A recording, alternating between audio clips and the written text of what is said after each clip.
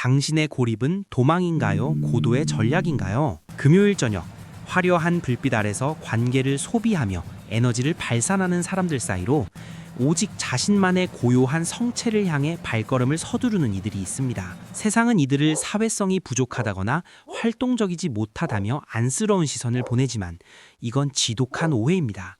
사실 이들은 세상으로부터 도망치는 것이 아니라 가장 안전한 공간에서 자신을 보호하고 재건하는 중이니까요.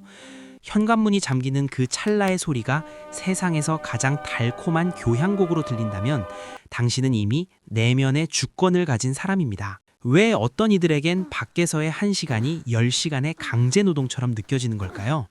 왜 그들은 혼자 있을 때 비로소 진정한 자아와 마주하며 살아있음을 느낄까요?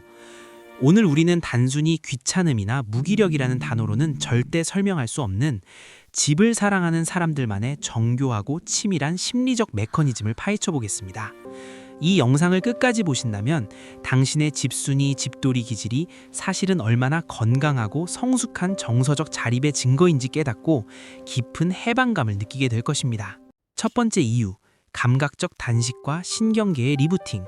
심리학에서는 타인보다 자극을 훨씬 더 깊고 정교하게 받아들이는 사람들을 매우 민감한 사람이라고 정의합니다. 이들에게 외부 세계는 단순한 장소가 아니라 시각, 청각, 타인의 미세한 감정선까지 뇌를 쉴 새 없이 타격하는 강렬한 데이터의 전탱터와 같습니다. 밖에서 보낸 시간 동안 이들의 신경계는 자극 과부하 상태에 빠지며 이는 곧 신체적 통증에 가까운 극심한 피로로 이어지죠. 이들이 집으로 돌아와 모든 조명을 낮추고 침대에 눕는 행위는 단순한 휴식이 아닙니다. 그것은 과부하된 뇌를 식히기 위한 감각적 단식이자 필수적인 리부팅 과정입니다. 오직 익숙하고 통제 가능한 환경에서만 이들의 교감신경은 이완되며 소진된 에너지를 복구하기 시작합니다.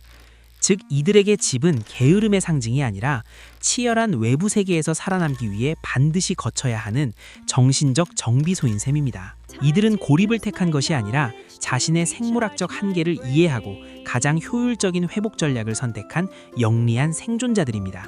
두 번째 이유, 사회적 가면의 비용과 자아의 회복. 사회학자 어빙 고프먼은 인간이 타인 앞에서 특정 역할을 연기하는 것을 사회적 수행이라고 불렀습니다. 우리는 밖에서 끊임없이 좋은 동료, 유쾌한 친구의 가면을 쓰고 타인의 기대를 만족시키기 위해 엄청난 심리적 비용을 지불합니다. 특히 내면의 가치가 견고한 사람일수록 의미 없는 스몰 토크와 가식적인 인간관계에서 극심한 자아의 소모와 공허함을 느낍니다. 타인의 시선이라는 거대한 감옥 안에서 본연의 자신은 점점 질식해가기 때문입니다. 집을 사랑하는 이들에게 공간은 가면을 벗어도 심판받지 않는 유일한 해방구입니다. 누구의 비위도 맞힐 필요가 없고 어떤 표정도 지을 의무가 없는 상태가 되었을 때 이들은 비로소 진짜 자신과 대화하기 시작합니다.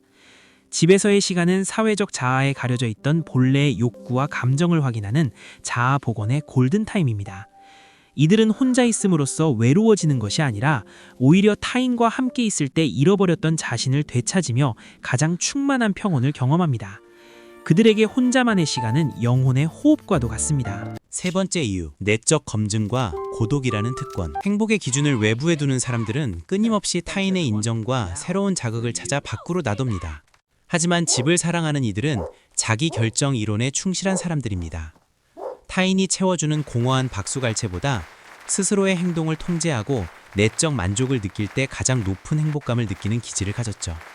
이들에게 집은 자신의 취향과 가치관이 100% 반영되는 세상에서 가장 작은 절대 주권 국가입니다. 내가 읽고 싶은 책을 읽고 나의 속도로 시간을 배열하며 침묵 속에서 사유를 확장하는 행위는 이들에게 깊은 심리적 효능감을 선사합니다. 이들은 밖에서 얻는 일시적인 도파민보다 내면에서 길어올리는 고요한 성찰을 훨씬 더 가치 있게 여깁니다. 이들에게 고독은 결핍이 아니라 가장 화려한 특권입니다.